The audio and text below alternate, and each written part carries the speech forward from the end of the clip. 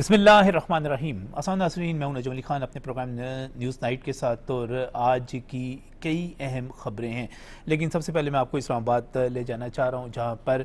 پاکستان کی پہلی اکنامک سمٹ کانفرنس منعقد ہوئی۔ اور جب ہم اس کانفرنس کو دیکھتے ہیں اور پاکستان کے موجودہ حالات کو دیکھتے ہیں، ہم اپنے اس پاکستان کو دیکھتے ہیں کہ وہ مارکہ حق کے بعد پاکستان کو جو کامیابی ملتی ہے بھارت کو شکست دینے کے بعد، وہ کس منزل کی طرف رواں دواں ہے۔ ہم اس کانفرنس میں دیکھتے ہیں کہ پاکستان کو جو سفارتی کامیابیاں اس وقت حاصل ہو رہی ہیں، اس کے نتیجے میں پاکستان آگے بڑھتے ہوئے کیا مزید ایسی کامیابیاں ہیں اور کون سی ایسی منزلیں ہیں جن کو سر کر سکتا ہے۔ میں دیکھ رہا تھا کہ وہاں پر پاکستان بھر کی ہماری کاروباری برادری، ہمارے جو چیمبر آف کامرس ہیں، ان کے وہاں پر ذمہ داران، ان کے عہدیداران اور وہ لوگ جن کے ذمے ایک طرح سے آپ یہ سمجھیں کہ پاکستان کو معاشی طور پر بھی چلانا ہے، پاکستان کو انتظامی طور پر بھی چلانا ہے، وہ وہاں پر ہمیں نظر آتے ہیں۔ اس پاکستان کی بات کرتے ہوئے، وہ پاکستان جس نے سعودی عرب کے ساتھ دفاعی معاہدہ کیا ہوا ہے، اور وہ پاکستان جس کی قیادت کی تعریف امریکہ کے صدر پریزیڈنٹ ٹرمپ کرتے ہیں، میں اس پاکستان کی بات کر رہا ہوں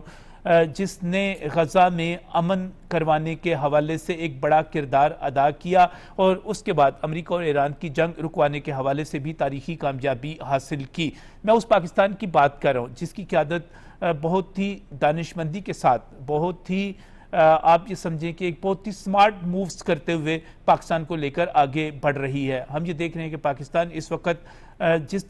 جن ترقی کی منزلوں کی طرف جا رہا ہے، وہاں پر ہمیں کچھ مسائل کا اور کچھ رکاوٹوں کا بھی سامنا ہے، یعنی کہ ہمیں اپنے دشمنوں کا سامنا ہے، ہمیں اسرائیل کا سامنا ہے، ہمیں بھارت کا سامنا ہے، اور اس کے ساتھ ساتھ ہمیں یہ بھی تسلیم کرنا پڑے گا کہ ہمیں بہت ساری اصلاحات کی بھی ضرورت ہے۔ اور جب میں اس سمٹ کی بات کر رہا ہوں تو یہاں پر وزیر داخلہ محسن نقوی اس وقت آپ کو سکرین پر نظر آ رہے ہیں۔ انہوں نے آج ایک نئی ڈیبیٹ کا، ایک نئی بحث کا آغاز بھی کیا ہے۔ وہ جو بحث ہے، میں سمجھتا ہوں کہ سیاسی پارٹیوں نے اس پر حتمی فیصلہ کرنا ہے، اس پر تمام جو سٹیک ہولڈرز ہیں انہوں نے اس کو ڈسکس کرنا ہے، لیکن انہوں نے جو وہاں پر تجویز پیش کی ہے وہ پاکستان کے نوجوانوں کے حوالے سے ہے، وہ پاکستان کے نوجوانوں کے روزگار کے حوالے سے ہے، یہ ان کے مستقبل کے حوالے سے ہے، یہ ان کی ضروریات کے حوالے سے ہے، یہ ان کی توقعات کے حوالے سے ہے۔ وہ کہتے ہیں کہ پاکستان میں نئے ایڈمنسٹریٹو یونٹس بننے چاہیے، پاکستان میں نئے صوبے بننے کے حوالے سے انہوں نے وہاں پر بات کی ہے۔ اور جب ہم دیکھتے ہیں یہاں پر ایڈمنسٹریشن کے حوالے سے، تو ہم سراہتے ہیں شہباز شریف کی ایڈمنسٹریشن کو، ہم تعریف کرتے ہیں مریم نواز کی ایڈمنسٹریشن کی، لیکن اس کے ساتھ ہی ہمیں یہ بھی دیکھنا پڑتا ہے کہ بعض جگہوں پر انتظامی مسائل کی وجہ سے جو تحریکیں شروع ہوتی ہیں، جو مسائل پیدا ہوتے ہیں، ہمیں ان کا بھی سامنا کرنا پڑتا ہے۔ ہمیں تعلیم جو ہے اس کی بات کرنی ہے، ہمیں صحت کی سہولتوں کی بات کرنی ہے، ہمیں روزگار کی بات کرنی ہے، ہمیں ٹرانسپورٹ کی بات کرنی ہے، ہمیں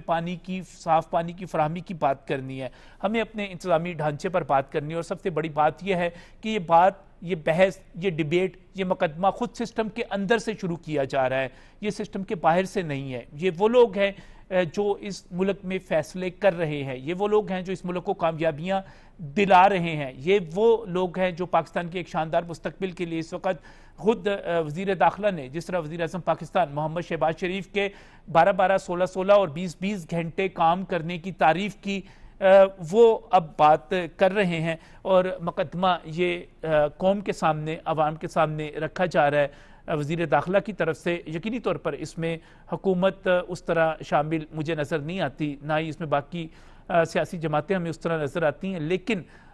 چونکہ محسن نقوی جو ہے وزیر داخلہ ہیں، تو ہم یہ دیکھ سکتے ہیں کہ وہ لسانی یا نسلی بنیادوں پر نہیں بلکہ انتظامی ضرورت کے تحت گڈ گورننس کے لیے یہ ایک تجویز جو ہے، ایک مقدمہ پیش کرتے ہوئے نظر آتے ہیں۔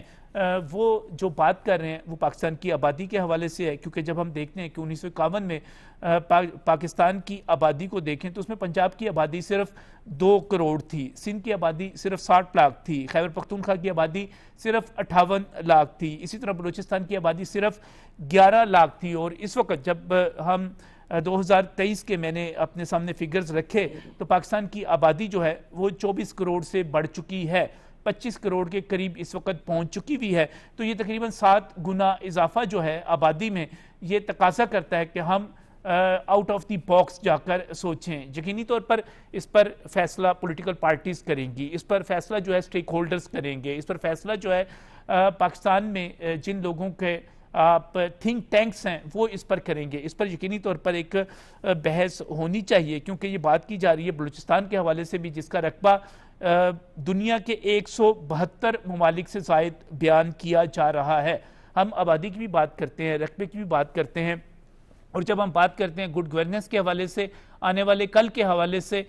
تو پھر ہمیں اس تجویز کی طرف دیکھنا پڑے گا. میں یقینی طور پر نہ اس تجویز کی حمایت کرتا ہوں نہ مخالفت کرتا ہوں, بلکہ میں دعوت دیتا ہوں کہ اس پر سب کو بات کرنی چاہیے. ہمیں گڈ گورننس کی طرف جانا ہے, ہمیں لوگوں کے مسائل کو حل کرنا ہے, ہمیں وہ سب کچھ کرنا ہے جس کی بات وزیر اعظم شہباز شریف اپنے دور میں پنجاب میں کرتے رہے اور اب بطور وزیر اعلیٰ, اور اب اپنے دور میں بطور وزیر اعظم کر رہے ہیں, جس کی بات وزیر اعلیٰ پنجاب مریم نواز کر رہی ہیں کہ ہم نے بہتر گورننس دینی ہے, ہم نے بہتر انفراسٹرکچر دینا ہے, ہم نے ایک ایسا انتظامی ڈھانچہ یہاں پر دینا ہے جس کے نتیجے میں لوگوں میں پریشانیاں نہ ہو, لوگوں میں غم و غصہ نہ ہو, لوگوں کے مسائل جو ہیں ان کے ڈور سٹیپ پہ حل ہو سکے. تو بہرحال اس پر ڈیبیٹ جو ہے اپنی جگہ پر جاری ہے, اور جب ہم پاکستان کی بات کرتے ہیں تو یہی پاکستان اس وقت سعودی عرب کے بعد کویت کے ساتھ جو دفاعی تعاون کا معاہدہ ہے اس کی بھی توثیق کر رہا ہے. یہی پاکستان جو ہے بہت ساری معاشی کامیابیاں, میں وہاں پر احسن بون صاحب کو بھی سن رہا تھا, احسن تنویر صاحب کو بھی سن رہا تھا, میاں عامر محمود صاحب کو بھی سن رہا تھا, وہ تمام جو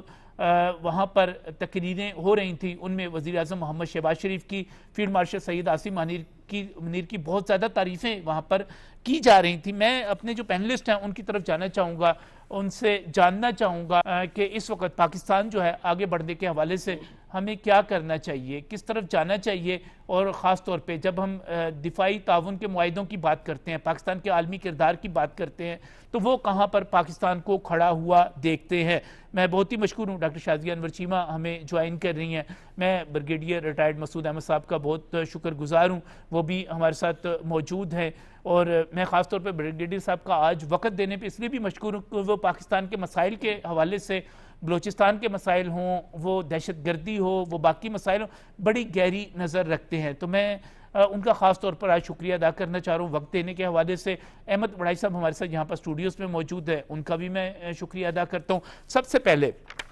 پاکستان اس وقت جو کہاں پر کھڑا ہوا ہے, اور یہاں پر ہمیں گورننس کو بہتر کرنے کے حوالے سے جو تجاویز سامنے آ رہی ہیں اور خود سسٹم کے اندر سے آوازیں اٹھ رہی ہیں, اس کو ہم کس طرح بریگیڈیئر صاحب دیکھیں. اور خاص طور پہ میں آپ کا کمنٹ چاہوں گا, اس وقت سعودی عرب کے دفاعی تعاون کے معاہدے کے بعد وہ ایک بڑا معاہدہ ہے, کویت کے ساتھ بھی ایک معاہدہ, اس کی تجدید بھی ہوتی ہے, اس کے بارے میں بتائیے گا وہ کتنا اہم ہے, کتنا خاص ہے. جی بہت شکریہ. جی اور میرے خیال میں جو کویت کے ساتھ ہمارا جو معاہدہ ہوا ہے, اور میرے خیال میں اندر مائل سٹون ہے, خاص طور پر جب ہم ویسٹ ایشیا کی بات کرتے ہیں, سعودی عرب کے ساتھ ہمارا جو ایگریمنٹ ہوا ہے, that is strategic mutual defence agreement ہے, جو پیکٹ ہے, اس میں ڈفرینٹ اس کی انٹرپریٹیشن ہے, جو لوگ سمجھتے ہیں تو ہمارے وہ ڈفرینٹ اینگل سے ہے. جبکہ کویت کے ساتھ بھی ایک ڈیفینس کوآپریشن کا پیکٹ ہوا ہے, جس میں یہ 2023 میں آلریڈی یہ ہو چکا تھا, اس کو ریٹیفائی اب ریسنٹلی کویت کے گورنمنٹ نے کیا ہے. تو ٹائمنگز آر ویری امپورٹنٹ, کیونکہ ویسٹ ایشیا میں خالی اسپیشلی جی سی سی کنٹریز میں یہ ریئلائزیشن ہے, کیونکہ یہاں سے with the passage of time Americans جا رہے ہیں, جو سیکیورٹی امبریلا انہوں نے دیا تھا وہ ان کے اسٹینڈرڈ یا سامان ہے, ان کے وہ چیزیں وہ پروٹیکٹ وہ نہیں کر سکے جن سے وہ توقع کر رہے تھے. جو پیٹرو ڈالر کے کنسپٹ کو بنیاد رکھی چیزیں تھی وہ ہو نہیں سکی جس طریقے سے. کویت اور بحرین یا یہ ایسے ممالک ہیں کہ جس پہ میکسیمم اٹیکس ہوئے ہیں, پہلے اگر یو اے پہ ہوئے, اس کے بعد کویت پہ ہوئے ہیں. تو اب جو ہمارا معاہدہ ہوا ہے اس میں ڈیفنس کوآپریشن ہے, ٹریننگ ہے, ایکسرسائزز ہیں, ریسرچ اینڈ ڈیولپمنٹ ہے, ایکسپرٹیز کے آپس میں چینجز تبدیلی ہوگی, اور فریکوینٹ انٹریکشن ہے, ٹریننگ ہوگی, آپس میں کورسز وغیرہ ہوں گے. سو ایک یہ دیکھیں کہ سب سے امپورٹنٹ کیا ہے کہ the trust between Pakistan and the West Asian country, یا کویت کی بات کریں, پاکستان کی اس لیے کریڈیبلٹی بن گئی کہ ویسٹ ایشیا میں ہم نے کہا کہ نہ صرف ساؤتھ ایشیا میں सिक्योरिटी स्टेबलाइजर था, अब वेस्ट एशिया में सिक्योरिटी स्टेबलाइजर भी है, सिक्योरिटी प्रोवाइडर भी है। और दैट्स वाई अभी आप देखें कतर की भी ख्वाहिश है कि वो इसमें शामिल हो जाए, बहरीन की भी ख्वाहिश है कि वो इसमें पाकिस्तान के साथ शामिल हो जाए। ऑलरेडी एक क्वाड का अलायंस का कंसेप्ट ऑलरेडी चल रहा है, और जिसमें पाकिस्तान है, तुर्किया है, इजिप्ट है, सऊदी अरब है। और ख़ास तौर पर उस एंगल से देखें कि सऊदी जीसीसी को रिप्रेजेंट करते हैं, इजिप्ट नॉर्थ अफ्रीका तो बहुत बड़ा इंपॉर्टेंट मुस्लिम कंट्री है, तुर्किया नेटो का मेंबर है, इंडस्ट्रियल डेवलप्ड कंट्री है, तो उनका एक अलायंस बनना चाहिए। सो एक क्रेडिबिलिटी हमने दी है। दैट्स वाई हमने देखा है कि जीसीसी कंट्री से पाकिस्तान पर ट्रस्ट करते हैं। तो उस वजह से अब जो हमारा ये हुआ है तो मेरे ख्याल में बहुत ज़बरदस्त डेवलपमेंट है। उनके फॉरेन मिनिस्टर यहाँ पे आए थे, प्राइम मिनिस्टर से मिले, फॉरेन मिनिस्टर इसाक डार से मिले, और फील्ड मार्शल आसिम मुनीर से उनकी मुलाकातें हुई। सो जिससे फर्दर आप समझ लें कि जो बायलैटरल रिलेशन और कोऑपरेशन है वो एक नई लिमिट पे चले गए हैं। दैट हैज बीन मसूद साहब, अगर हम इसको इसको मैं माजूद चाहता हूँ, अगर हम इसको इसके साथ मिलाकर देखें कि पाकिस्तान जो है जनूबी एशिया का एक मुल्क है, लेकिन इसके बावजूद मशरक़ वस्ती में जो इसका बढ़ता हुआ असर व रसूख है, उसने कितना पॉजिटिव एक रोल ये भी प्ले किया कि हमने जो ईरान और अमेरिका की जंग थी, मैं पाकिस्तान को बजा तौर पे फील्ड मार्शल को, प्राइम मिनिस्टर को, इसाक डार साहब को, मोहसिन नकवी साहब को, तमाम को क्रेडिट देते हैं हम, अपनी पूरी टीम को, कि उन्होंने इसको खलीज की, पूरे खलीज की जंग बनने से रोका। आज भी जो सूरत हाल है, जैसे अमेरिका के हमले हुए ईरान पर, ईरान ने उर्दन में अमेरिकी बेस को निशाना बनाया, हौसी जो हैं वो सऊदी अरब को टारगेट कर रहे हैं, ऐसे में हम मजीद क्या कर सकते हैं? हमारा दफ्तर खारजा तो कहता है कि हम अपना काम कर रहे हैं, हम मजीद क्या कर सकते हैं, क्या कर रहे हैं? एक तो बड़ी क्लैरिटी है। आज भी जो फॉरेन ऑफिस की तरफ से जो अंतराबी साहब ने बात की है, पाकिस्तान ने दोबारा सबसे रिक्वेस्ट की है इस्लामाबाद मेमोरेंडम ऑफ अंडरस्टैंडिंग की तरफ वापस आ जाए, उसी को बेस बनाए, उसी को बेस करके उन्होंने कहा हम फैसिलिटेट कर रहे हैं। पाकिस्तान कतर दोनों मिलकर चाह रहे हैं कि आपस में बैठें, और जिस तरीके से एस्केलेशन हो रही है, एक पॉज थी दरमियान में, देखें जिस तरीके से कभी अमेरिका स्ट्राइक करता है, कभी ईरान स्ट्राइक करता है, और फिर जो अभी डेवलपिंग सिचुएशन है, खासतौर पर होती इसकी तरफ से जो स्ट्राइक्स हुए हैं, बाबुल मंदब के जो डेवलपमेंट है, रेड सी के अंदर डिस्ट्रप्शन आ गई है, स्ट्रेट ऑफ हॉर्मुज साहब का बंद है, इराक के अंदर देखे, इराक से सऊदी अरब में फायरिंग मिसाइल ड्रोन फायर हुए, तो सऊदीज और अमेरिकन ने वहां फायर जाके स्ट्राइक्स किए हैं, और 5 के 6 जगहों पे स्ट्राइक्स किए, कोई 20 के करीब बंदे उन्होंने वो जो थे उनको मारे हैं, जो मोबिलाइजेशन फोर्स के लोग थे। और इसके अलावा आप देखें कि अभी इतलात आज थी कि इजिप्ट के भी नॉर्दर्न सिटी में एक वहां पे भी ड्रोन के स्ट्राइक्स हुए। तो कोशिश ये की जा रही weather there are first plague कि एक्सपेंशन की बात ब्रॉड करने की, एक्सपेंड करने की कोशिश की जा रही। सो पाकिस्तान का अल्टीमेट ऑब्जेक्टिव क्या है? Piece and stability in waste Asia, क्योंकि वो चाहते हैं कि ये मुस्लिम ममालिक आपस में न लड़े। और रियलाइजेशन अभी मेरे ख्याल में जीसीसी कंट्रीज में भी है, क्योंकि उनका लड़ना उनके लिए नुकसानदेह है। सिमिलरली हम ईरान से भी तवक्को करते हैं कि वो भी रिस्पॉन्सिबिलिटी से एक्ट करे, क्योंकि स्पेशली अब जो आज की जो स्ट्राइक्स हुई है जॉर्डन पे करने के बाद फिर अमेरिकन स्ट्राइक्स दोबारा शुरू हो गई हैं, तो मेरे ख्याल में वो उसमें है। लेकिन ये कुवैत वाले से देखे पाकिस्तान को क्या फायदा है? वीजा के मसाइल पाकिस्तान को आ रहे थे, वो भी एड्रेस हो जाएंगे।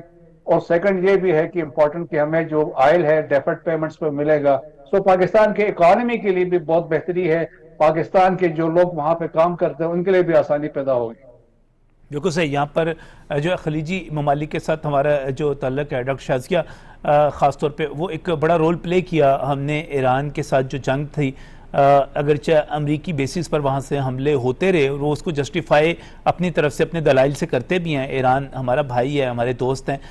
लेकिन हमने एक रोल प्ले किया। अब हमारा कुवैत के साथ भी दफाई ताउन का जो मुआहिदा है, ठीक है, उसकी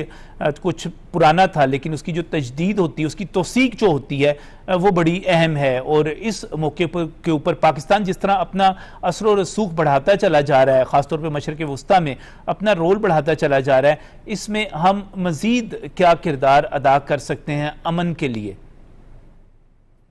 देखिए, अमन के लिए तो हम ऑलरेडी जो है वो किरदार इस खित्ते में अदा कर रहे हैं। वो एक टेक्स्ट बुक एग्जाम्पल है। उसको तो ڈینائی کیا ہی نہیں جا سکتا اس کو، تو اکراس دا جو ہے وہ بورڈ، اکراس دا آئلز جو ہے اس پہ ڈسکشن بھی ہو رہی ہے، اس پہ بات بھی ہو رہی ہے، اور یہ بھی سمجھنے کی کوشش ہو رہا ہے کہ ایک اکلوتا ملک جو ہے وہ اتنا سب کچھ کیسے مینج کر پا رہا ہے۔ تو اس کی وجہ بھی یہی ہے کہ ہمارے رشتے ہیں، ہمارے تعلقات ہیں، ہماری ڈیٹرنس ہے، ہماری جو قیادت ہے، وہ ساری چیزیں مل کر اس بات کو جو ہے وہ ممکن بناتی ہیں کہ ہم پہ بھروسہ کیا جائے اور ہماری طرف ہاتھ بڑھایا جائے۔ جہاں تک بائیلیٹرل سیکیورٹی منصوبے ہیں، اس میں ایک چیز جو ہے وہ ہمیں ضرور گزارش کر دینی چاہیے کہ ان کو ڈیٹیل میں پڑھنے کی ضرورت ہوتی ہے، کہ بجائے اس کے کہ ان پہ سوشل میڈیا پہ باتیں شروع کر دی جائیں یا منصوبہ کیا ہے، کیا سو اینڈ سو کنٹری پہ حملہ ہوگا تو کیا ہم بھی اس میں شامل ہوں گے، کیا ہم پہ خدا نخواستہ تو کیا وہ بھی، تو یہ ساری چیزیں جو ہے ایک عام بندے کو میرا ہمیشہ سے مشورہ رہا ہے کہ کوئی یہ دور کی چیز نہیں ہے، گوگل پہ آپ سرچ کریں، آپ آرام سے پڑھ سکتے ہیں۔ جو ابھی جو ہے کویت کے ساتھ جو بات چیت ہو رہی ہے وہ ہماری زیادہ تر ڈیفنس کوآپریشن کی ہے،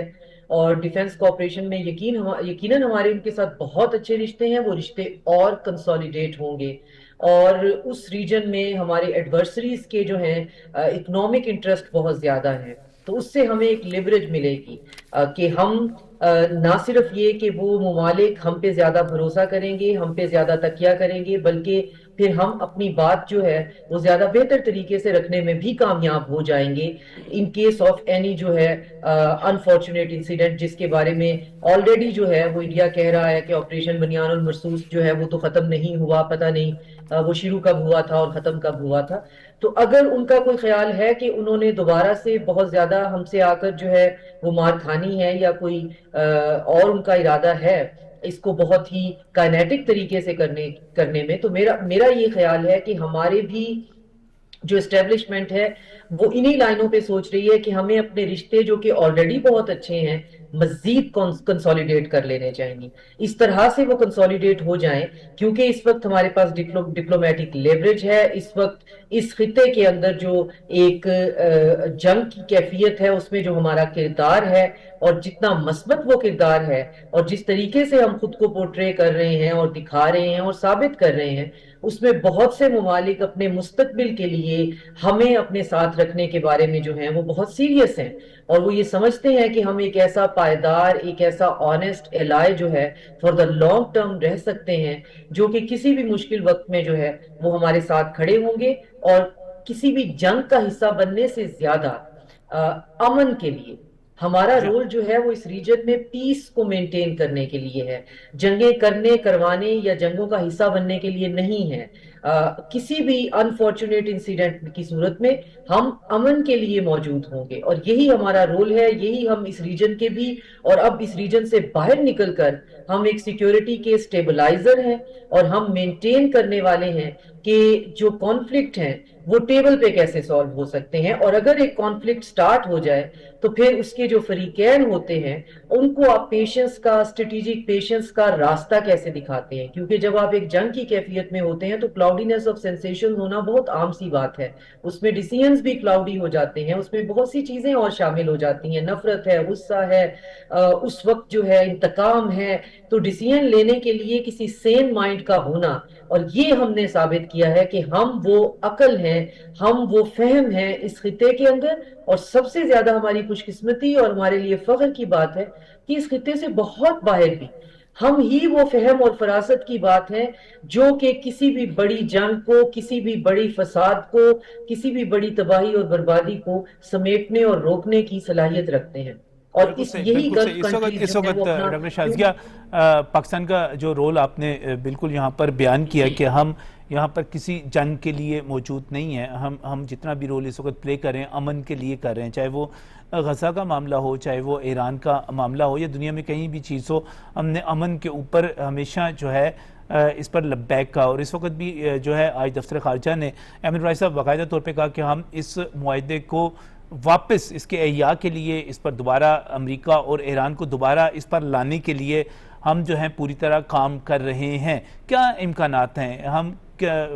دعا گو ہیں ہم کامیاب ہوں، لیکن امکانات کیا ہیں؟ جی بسم اللہ الرحمن الرحیم۔ نجف صاحب دیکھیے کہ جو پاکستان کا جو کنڈکٹ رہا ہے اس سارے معاملے میں، جب یہ 28 فروری کو جب یہ شروع ہوئی جنگ، اور جو خطے کی صورتحال اس کے بعد بنی اور پاکستان کی درخواست کے اوپر پھر سیز فائر ہوا، اب یہ دیکھیے کہ جو ہمارا کردار رہا اس میں اور جو ہمارا کنڈکٹ تھا وہ پوری دنیا نے اس کو تسلیم کر لیا اور اس کی دنیا موطرف نظر آئی۔ میں یہ سمجھتا ہوں کہ اس کے اوپر ہم جتنی مرضی بات کر لیں،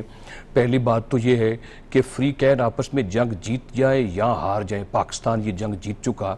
اس لیے کہ امن کی خاطر پاکستان نے جو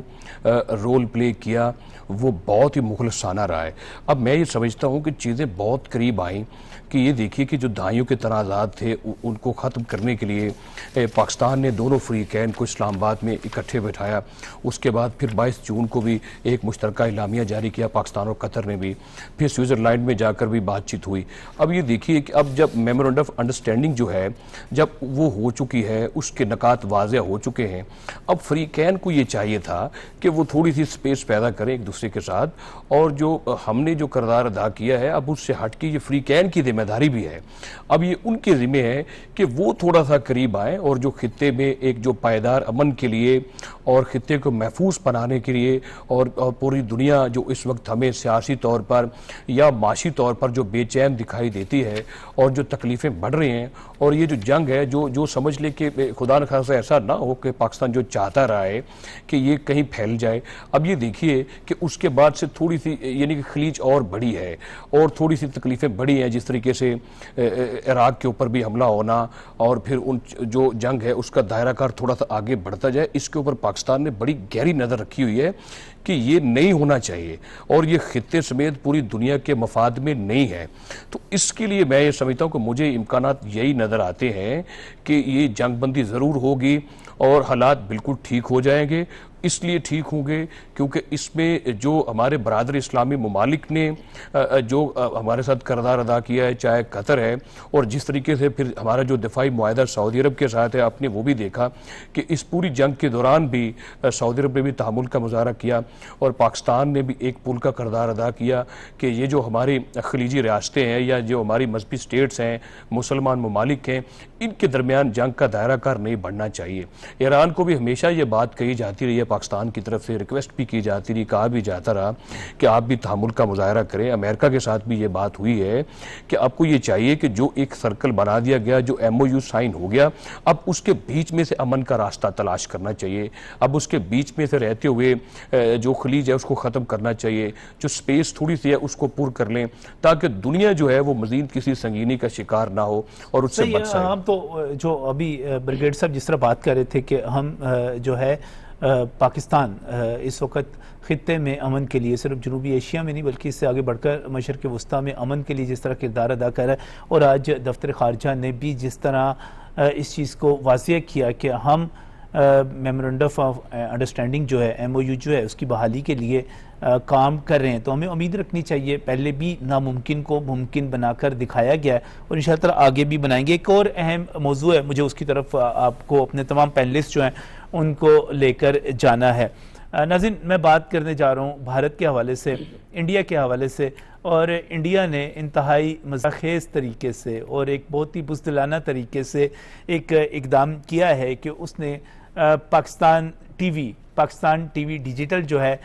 اس پر اور اس کے ساتھ ساتھ بہت سارے سوشل میڈیا اکاؤنٹس ہیں ان پر پابندی عائد کر دی ہے، یعنی کہ آپ وہاں پر دیکھ نہیں سکتے، اور انڈیا کے عوام جو ہیں وہ پاکستان ٹی وی ڈیجیٹل تک جو رسائی ہے وہ ان کے لیے ممکن نہیں رہ گئی، اور یہ کام پہلی مرتبہ نہیں ہوا۔ ہمیں اچھی طرح یاد ہے کہ جس وقت آپریشن بنیان المرصوص جاری تھا 22 اپریل کو جب پہلگام کا فالس فلیگ کیا گیا اور اس کے بعد مارکہ حق شروع ہوا، اور اس مارکہ حق میں ہم نے جب 10 مئی کو بھارت کے ساتھ مقابلہ کیا تو بھارت جہاں پر جنگی میدان میں ہم سے بھاگا تو وہاں پر میڈیا کے میدان میں بھی اس کو ایک بدترین قسم کی شکست ہوئی۔ بھارت کے میڈیا نے جھوٹ کے حوالے سے، اپنی آپ یہ کہیں کہ یاوا گوئی کے حوالے سے، فیک نیوز کے حوالے سے ایک نئی تاریخ وہاں پر اس موقع پر لکھ دی، اور جس طرح لاہور کی بندرگاہ سے لے کر جو جھوٹ گھڑے گئے وہ سارے کے سارے اپنی جگہ پر ہیں، لیکن اس وقت جو اس کے بعد سے لے کر اب تک جو صورتحال بنتی چلی جا رہی ہے اس میں بھی یہی ہے۔ میں آپ کو بڑی دلچسپ بات بتاتا ہوں کہ انہوں نے پاکستان کے سینکڑوں نہیں بلکہ ہزاروں سوشل میڈیا اکاؤنٹس جو تھے ان کو خاموش کر دیا. ایکس پر جو ہے ٹویٹر اکاؤنٹس کو انڈیا میں بین کر دیا گیا, وہاں پر نہیں دکھایا جاتا. پھر اس کے ساتھ انہوں نے ایک اور کام کیا کہ یوٹیوب چینلز وہاں پر بین کر دیے گئے. آپ کے سامنے اس وقت اسکرین شاٹس نظر آ رہے ہیں. میرا ایکس اکاؤنٹ بھی اس وقت بین ہوا تھا, اور اس وقت ایک اور دلچسپ صورتحال ہے کہ میرے سمیت ہزاروں پاکستانی ایسے ہیں جن کے فیس بک کے اوپر جو وہ پوسٹ کرتے ہیں ان کو فوری طور پر ایک میسج آ جاتا ہے کہ آپ کی یہ جو پوسٹ ہے یہ انڈیا میں بین کر دی گئی. اور بہت ہی دلچسپ بات یہ ہے کہ ان میں سے بہت ساری پوسٹ ایسی ہوتی ہیں جو آزاد کشمیر کے بارے ہوتی ہیں, ان کا انڈیا کے ساتھ تعلق کوئی نہیں ہوتا, لیکن اس کے باوجود انڈیا میں اس پہ پابندی لگا دی جاتی ہے. انڈیا پاکستان کے سچ سے خوفزدہ ہے. انڈیا پاکستان کے سوشل میڈیا سے, پاکستان کے الیکٹرانک میڈیا سے, پاکستان کے پرنٹ میڈیا سے خوفزدہ ہے. جو انڈیا ہے وہ پاکستان ڈیجیٹل سے خوفزدہ ہے, جو کہ انگلش چینل ابھی حال ہی میں جس طرح اس کو رینیو کر کے اور اس کی تجدید کر کے اس کو ری فریم کر کے شروع کیا گیا, پاکستان کی آواز سے خوفزدہ ہے. جبکہ دوسری طرف ہم یہ دیکھتے ہیں کہ ہر طرح کا جھوٹ یہاں پر بولا جا رہا ہے. پاکستان میں دیکھ لیجئے آپ جس طرح بھارتی اکاؤنٹ, بھارتی میڈیا, بھارت کے لوگ اور ان کے یہاں پر ایجنٹ آزاد کشمیر کے حوالے سے اور باقی حوالوں سے جس طرح لاشوں کے جھوٹ یہاں پر بولے جاتے ہیں, جس طرح یہاں پر باقی پروپیگنڈا کیا جاتا ہے, وہ سارے کا سارا آپ کے سامنے ہے. تو اس کا مطلب کیا ہوا کہ بھارت جو ہے فوجی جنگ کے بعد دلیل کی جنگ بھی ہار گیا, منطق کی جنگ بھی ہار گیا. میں بریگیڈیئر صاحب کی طرف جانا چاہوں گا, بریگیڈیئر مسعود احمد صاحب. مسعود صاحب, اس وقت میرا خیال ہے دفاع جو ہے کسی توپ سے, کسی میزائل سے, کسی بندوق سے, اس سے پہلے جو ہے بیانیے کا ہے, دلیل کا ہے, منطق کا ہے, حقائق کا ہے, یہ جنگ شروع ہو جاتی ہے. اور جب ہم پاکستان ٹی وی ڈیجیٹل پر دیکھتے ہیں کہ پابندی لگتی ہے, ہم اپنے سوشل میڈیا اکاؤنٹس کو دیکھتے ہیں کہ وہاں پر بین کیا جاتا ہے, اس کا مطلب یہ ہوا کہ بھارت جو ہے وہ فوجی کے جو جنگ تھی, فوج کی جنگ, وہ تو ہارا ہی ہارا تھا, اب دلیل اور مکالمے کی جنگ میں بھی بھاگ گیا ہے. یہ اس میں تو کوئی شک ہی نہیں ہے. دیکھیں جس طریقے سے آپ جب دلائل کے ساتھ کوئی چیز کنوے کرتے ہیں, جب بات کرتے ہیں, جب پاکستان ٹی وی ہے, یا ان کے بڑے زبردست شوز ہیں, یا Pakistan P T V news ہے, یا ہمارے باقی چینلز ہیں, جب بھی دیکھیں ہم بات کرتے ہیں تو دلائل کے ساتھ بات کرتے ہیں, ثبوت کے ساتھ بات کرتے ہیں, اور یہ ہمارا خاصہ رہا ہے. آئی ایس پی آر والے جب بھی بات کرتے ہیں آپ نے دیکھا ہوگا ثبوت کے ساتھ بات کریں گے. اے وی ایم اورنگزیب کو آپ نے دیکھا ہے, جب ہم نے کہا کہ ہم نے جہاز گرائے تو ثبوت دیے ہیں. سو دیٹ از کریڈیبلٹی ہے ہماری. اب انڈیا میں کیا ہے, دیکھیں 919 چینل ہیں وہاں پہ پرائیویٹ, 919, اور آپ دیکھیں میسیو ہے 919 چینل, لیکن they are being controlled by را اینڈ آر ایس ایس. معاف کریں, تو اس سے کیا ہے, ایون ٹکرز جب تک کلیئر راہ نہیں کرتی ہے وہ ٹکرز میں نہیں چلا سکتے ہیں. تو دیٹس وائی کہتے ہیں نا کہ وہاں پہ فریڈم آف ایکسپریشن تو نہیں, کیوں برودی میڈیا کہتے ہیں, کیونکہ وہی چیز ہے جو ان کو بتائی جاتی ہے وہ تو کرتے ہیں اور اسی کو لے کے آگے چلتے ہیں. تو پاکستان میں تو انڈیپینڈنس ہے, یہاں پہ آپ چینل ہر ایک اپنی بات کر لیتا ہے, دلائل کے ساتھ بات کرتا ہے, حقیقت اس سے بات کرتے ہیں, تو ان سے اس سے تکلیف ہوتی ہے. دیٹس وائی انہوں نے کوشش کی, چیزیں روکنے کی کوشش کی ہے. اور ابھی آپ دیکھیں نا کہ جب وہ انٹرنیشنلی جو سیویکس والے جب بات کرتے ہیں تو وہ انہوں نے انڈیا کو گریڈ کیا کہ سیکنڈ لووسٹ جو ان کی گریڈنگ کی ہے, کیونکہ انہوں نے کہا کہ ریپریسڈ ہے وہاں پہ, پبلک ہے, فریڈم آف ایکسپریشن نہیں ہے, وہاں پہ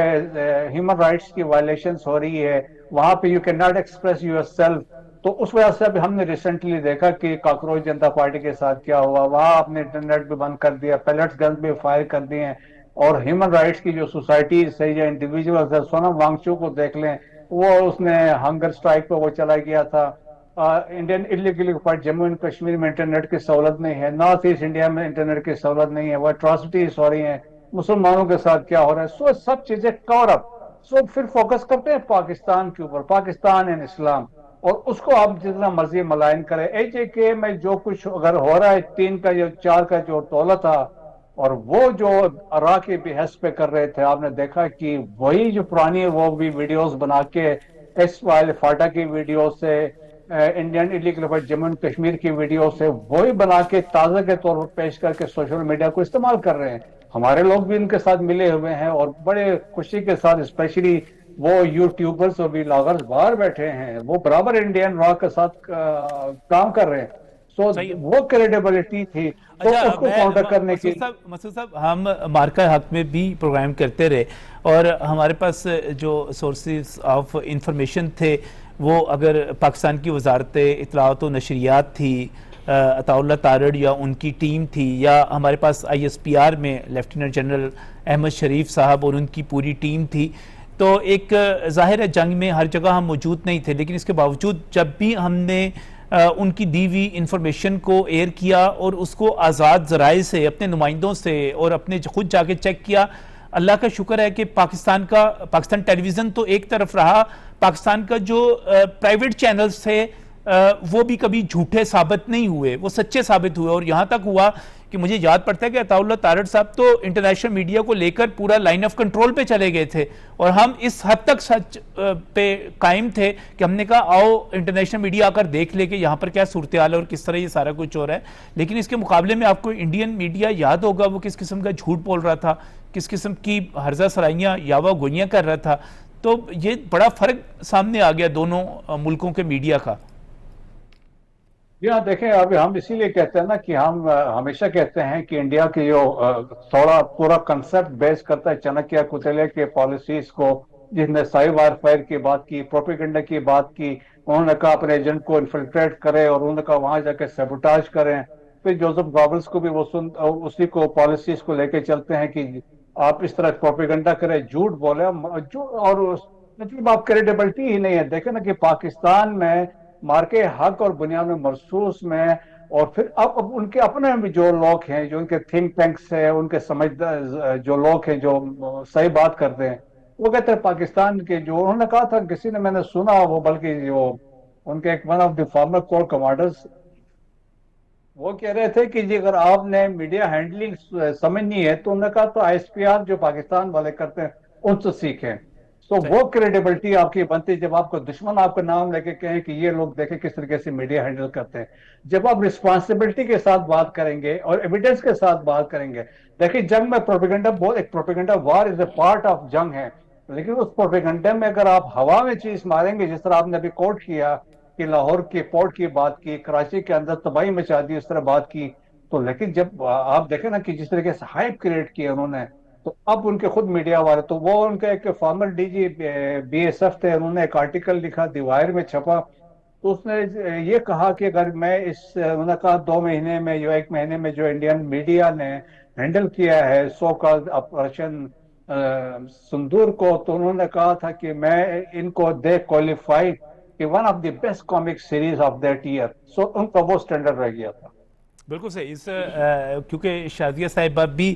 مارکہ حق سے لے کر اسے پہلے سے اور اس کے بعد بھی میڈیا پہ خود بھی دیکھتی رہیں اور اسی انفارمیشن کی بنیاد پہ سارے تجزیے بھی کرتی رہیں.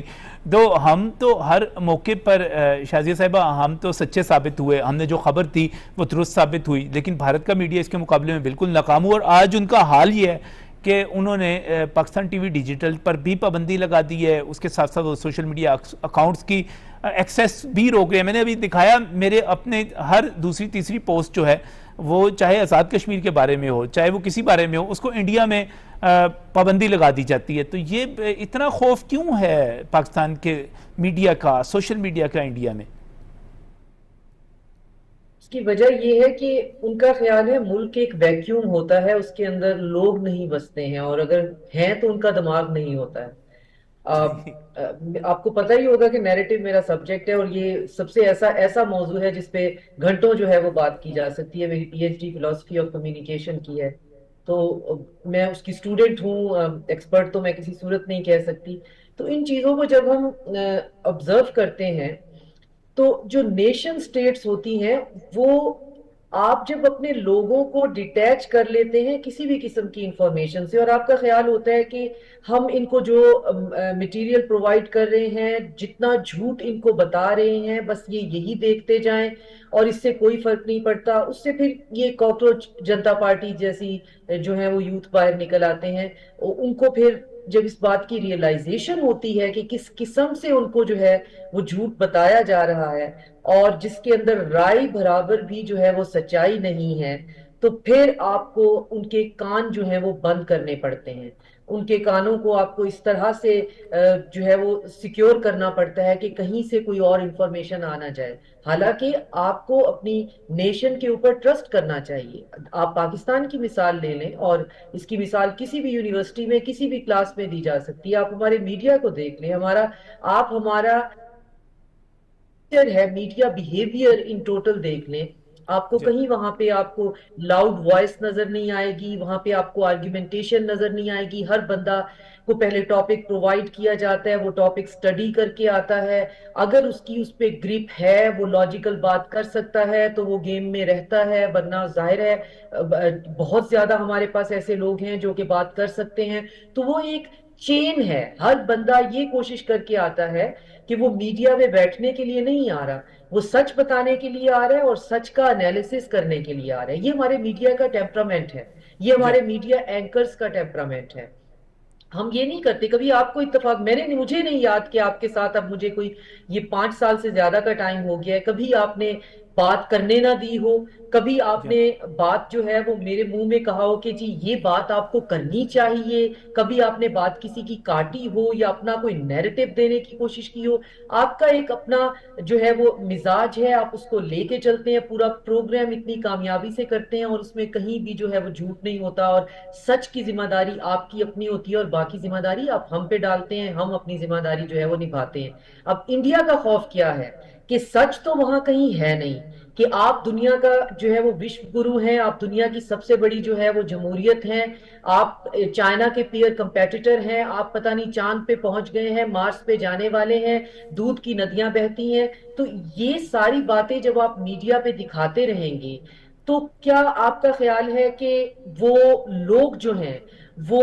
ٹالریٹ کر پائیں گے زیادہ عرصے تک اس جھوٹ کو؟ اور پھر وہ تمام میڈیم جو ان کے پاس سچ لے کے آ رہے ہوں گے آپ کو وہ بند کرنے پڑیں گے. ہمیں کیوں ضرورت پیش نہیں آتی کہ ہم ان کے جو ہیں وہ سارے کے سارے یوٹیوب چینل سے لے کر ان کے میڈیا, ہم نے کچھ بھی بند نہیں کیا. ایون وار جیسی سچویشن میں ہم نے ان کا میڈیا بالکل بند نہیں کیا. ہم چاہتے تھے کہ ہمارے بچوں کو, ہمارے لوگوں کو, ہماری عوام کو سچ پتا چلے. اور اس کے ساتھ سب سے بڑا فائدہ تو یہ ہوا نا کہ ان کا ڈاکٹر شاہزاد جتنا بھی ان کا میڈیا خاص طور پہ مارکا حق میں چلا, اور جس قسم کے انہوں نے اس موقع کے اوپر مضحکہ خیز قسم کے دعوے کیے, سارا کچھ کیا, میرا خیال ہے ان کے میڈیا کو تو بحیثیت مجموعی ایک معافی مانگنی چاہیے تھی اپنی قوم سے کہ انہوں نے کس طرح ان کو گمراہ کیا, ان کے ساتھ جھوٹ بولے, اور جو ان کے اوپر ایک قومی فرض تھا کہ وہ سچ بولتے وہ اس کو پورا نہیں کر سکے. احمد وڈائی صاحب, جب ہم ٹیلی ویژن سکرین پر بیٹھتے ہیں تو ہمارے اوپر ایک قرض بھی ہوتا ہے, ایک ہمارا فرض بھی ہوتا ہے. قرض یہ ہے کہ ہم نے جو ہمارے وطن نے ہم پر مہربانیاں کی ہوئی ہیں, محبتیں کی ہوئی ہیں, ہم وہ قرض چکائیں, اپنی مٹی کا قرض چکائیں. اور ہمارا فرض یہ ہوتا ہے کہ ہم اس میں بھی, اس کے باوجود کہ ہم نے ایک نیریٹو اپنا پاکستان زندہ باد کا رکھنا ہے, ہم نے اس میں بھی سچ بولنا ہے, جھوٹ نہیں بولنا, اس میں ہم نے حقائق کو مسخ نہیں کرنا. تو یہ بیلنس رکھ کر اور اس توازن کو رکھ کے جب ہم آگے بڑھیں گے تو پھر ہمیں پابندی لگانی نہیں پڑے گی. دیکھیے کہ اس کا بنیادی جو فرق ہے, میں اور آپ تو شاید اپنے وطن کی محبت میں جیسے آپ نے کہا ہے کہ بات کرتے ہیں, ہم نے تو کی ہے, لیکن یہ دیکھیے کہ جو ہمارے پاس بات تھی یا جو ہماری خبر تھی, جو ہم نے دلائل سے بات کی یا مکالمے سے یا جس طریقے سے ہم نے ایک راستہ اختیار کیا, تو پوری دنیا نے پھر کہا کہ پاکستان کا موقف ٹھیک ہے, ہمارے موقف کو انڈورس کیا گیا. اس کا مطلب کہ ہماری بات ٹھیک تھی, ہماری بات سچ تھی کہ آپ کے جو ایک مقبوضہ کشمیر میں جو آپ کا ایک متنازع علاقہ ہے, یعنی کہ جس پہ کے اوپر آپ قابض ہیں اور لاکھوں کی وہاں پر آپ کی فوج ہے, اور پہلگام میں ایک دن دہاڑے ایک واقعہ ہو جاتا ہے جس کا آپ بنا تفتیش کیے اور بنا تحقیق کیے منٹوں میں اس کی FIR بھی دے دیتے ہیں, اور منٹوں سیکنڈوں میں اس کا الزام بھی لگا دیتے ہیں, اور پہلے سے ایک پلانٹڈ میڈیا جو ہے وہ اس کے اوپر جو ہے وہ ویلا کرنا شروع کر دیتا ہے اور وہ ایک سینسنی پھیلانا شروع کر دیتا ہے. تو اس پہ یہ دیکھیے کہ جب وہ بات کرتے ہیں اس کے اوپر, تو پاکستان اس کے رد عمل میں کیا کہتا ہے, ہم یہ کہتے ہیں آئیں اس کی تحقیقات کرا لیں, آئیں اس کی شفاف طریقے سے دنیا سے کہہ لیتے ہیں کہ آ کے اس کو جو ہے وہ ویریفائی کر لیں. لیکن اس سے وہ جب بھاگ گئے تو ہم نے اس کے بعد بھی جو نیریٹو رکھا وہ بالکل عالمی قوانین کے مطابق تھا. ہم نے آزادی اظہار رائے کے مطابق بات کی, ہم نے اپنے ملک کا ہر لحاظ سے دفاع کیا, ہم نے جو بیانیہ بنایا وہ امن کا بیانیہ تھا. یہ دیکھیے کہ پاکستان کے اوپر جو حملہ ہوا تھا الزام لگانے کے بعد, بعد وہ سب سے پہلے بھارت نے حملہ کیا. ہم نے اپنے دفاع میں جا کر پھر اس کے اوپر جو ہے وہ حملہ کیا تھا. اس کے بعد بھی ہماری جو لیڈرشپ ہے عسکری اور سیاسی قیادت، یہ ہمیشہ بیٹھ کر یہ بات ہوتی رہی کہ جتنے تصفیہ طلب معاملات ہیں آئیں بیٹھ کر ان کو اچھے طریقے سے حل کرتے ہیں. لیکن یہ دیکھیے کہ میڈیا میں جو ذمہ داریاں ہوتی ہیں، ہم نے جنگ سے پہلے اور جنگ کے بعد میں آپ کے ساتھ بیٹھ کر بڑے پروگرام کیے. ہم نے آپ کو بھی دیکھا پروگرام کرتے ہوئے. ہم نے کہیں سینسٹی نہیں دیکھی ہے. اگر آپ کے اکاؤنٹس کو بند کیا جاتا ہے اس کا مطلب یہ ہے کہ وہ مکالمہ سننا نہیں چاہتے ہیں، وہ دلیل سننا نہیں چاہتے ہیں، وہ بات چیت کرنا نہیں چاہتے ہیں. اور جہاں پر جھوٹ ہوتا ہے تو پھر سچ کو دبانے کے لیے پھر یہی ایک رہ جاتا ہے ہتھیار کہ آپ ان سے یعنی کہ ان کو بین کر دیں. جبکہ یہ دیکھیے کہ بھارت خود کو ایک بہت بڑی جمہوریت بھی کہتا ہے، لیکن یہ کتنا بڑا غیر جمہوری میں سمجھتا ہوں یہ رویہ ہے کہ آپ کسی کی بات کو سننے کو تیار نہیں ہیں. آپ کی جو مخالف جو آوازیں اٹھ رہی ہیں، آپ کے متبادل جو آوازیں ہیں، اگر آپ جمہوری رکھتے ہیں، جمہوری سوچ رکھتے ہیں تو آپ کو وہ سننی چاہیے. آپ نہیں سنیں گے تو دنیا دیکھ رہی ہے، دنیا سن رہی ہے. دنیا تو سن رہی ہے. دونوں طرف کا مکالمہ، دونوں طرف کی دلیل جو ہے وہ تو دنیا کے سامنے آ رہی ہے. پروگرام کے آخری حصے میں ایک دفعہ پھر بریگیڈیئر ریٹائرڈ مسعود احمد صاحب، مسعود صاحب آپ کو کیا لگتا ہے یہ ایران اور امریکہ والا تنازع جو ہے اس کا حل کیا ہے؟ پاکستان تو اپنی جگہ پر کوشش کر رہا ہے، لیکن اب آپ کو اس کا حل کیا نظر آ رہا ہے؟ کیونکہ ہم بڑی شدت کے ساتھ منتظر ہیں کہ یہ معاملہ حل ہو، پیٹرول کی پرائسز، مہنگائی، باقی چیزوں پہ قابو پایا جا سکے. ابھی تو ایک انا کا مسئلہ بنا ہوا ہے، لیکن دونوں آف ریم چاہتے ہیں. امریکنز بھی، ٹرمپ بھی چاہتا ہے کسی بھی طریقے سے یہاں سے نکلا جائے. ایران کی جتنی ڈسٹرکشن ہوئی، ڈیگریڈیشن ہوئی ہے، یا جو اکنامک لاسز میں 300 بلین سے پلس نقصان ہوا ہے، اور بہت وہاں پہ مسائل ہے، نیول بلاکیٹ ہے. تو جس طریقے سے پروپوزلز ابھی پیش کیے گئے ہیں اس طرح دی مینجمنٹ آف میکینزم ایک پیش کیا گیا ہے اسٹریٹ آف ہارمز کے لیے، ڈفرینٹ آپشنز دی گئے ہیں جو بیسکلی عمان کی طرف سے ہیں. تو ہم یہ امید کر سکتے ہیں اس میں درمیان کا کوئی راستہ نکلے. اس میں ایران کو یہ انا کا مسئلہ نہیں بنانا چاہیے کہ یہ ٹوٹل ایریا میرا ہے، کیونکہ ابھی ایران یہ کہہ رہا ہے کہ عمان والے کہہ رہے ہیں کہ 2 روڈز بناتے ہیں، ایک ساؤتھ والا ہو، ایک نارتھ والا ہو. تو لیکن ایران کہتے ہیں ایک ہی روٹ ہونا چاہیے. اب وہ کوشش یہ کر رہے ہیں کہ ایک انٹرنیشنل روٹ بھی ہو، ایک ساؤتھ سے بھی ہو، ایک طرف سے انٹری ہو، ایک طرف سے ایگزٹ ہو. تو ہوپ فلی لائکلی یہ ہے کسی سٹیج پہ جا کے یہ شروع میں یہ ٹٹ فار ٹٹ اٹیکس ہوتی رہیں گی، لیکن سیٹل کریں گے for some time. کہ کوشش یہی ہوگی جتنی کنٹریز وہ نہیں چاہتے کہ ایکسپینشن فردر ہو، کیونکہ ان کے لیے نقصان آلریڈی ہو چکا ہے، تباہی مچ چکی ہے. Same is for American, same is for Iranians. Hopefully وہ جس طرح پاکستان سینسیریٹی کے ساتھ لگا ہوا ہے بیہائنڈ دی سین، کچھ نہ کچھ ہوپ فلی اس کا کوئی نہ کوئی ایڈریس کر لیں گے. جی بہت بہت شکریہ بریگیڈیئر ریٹائرڈ مسعود احمد صاحب. ڈاکٹر شائستہ آپ کا بہت بہت شکریہ. احمد رائس صاحب ہمارے ساتھ موجود، ان کا بھی میں شکریہ ادا کرتا ہوں. ناظرین آخر میں ہمارے دفتر خارجہ نے جو موقف اختیار کیا، ہم اسلام آباد مفاہمتی یادداشت پر اپنے